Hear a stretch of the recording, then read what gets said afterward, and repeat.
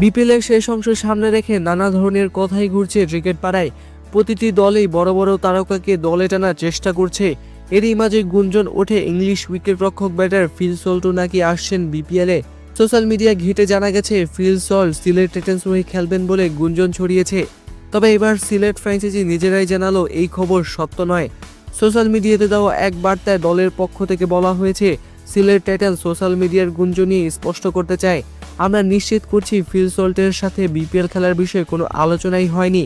ফ্র্যাঞ্চাইজির সবাই ওই খেলোয়াড়ের প্রতি সম্মান রেখে আমরা এই বিষয়টি স্পষ্ট করলাম। সল্ট না এলেও সিলেট শেষ দিকে বড় চমক দেখিয়েছে। দলে ভিড়িয়েছে দুই ইংলিশ তারকা ক্রিস ওয়াকস ও স্যাম বিলিন্সকে। আগে থেকে দলে আছেন মঈন আলী, যিনি দলের সাফল্যের অন্যতম কারিগর। আর ইথান ব্রুকস তো শুরু থেকে দলের তুরুপে তাস হয়ে আছেন। সিলেটের ব্রিটিশ ক্রিকেটারদের এই ভিড়ের কারণে যেন গুঞ্জন রটেছিল ফিল সল্ট আসতে পারে। তবে আপাতত সল্টের বিপিএল খেলার কোনো সম্ভাবনা নেই, অন্তত সিলেটের হয়ে।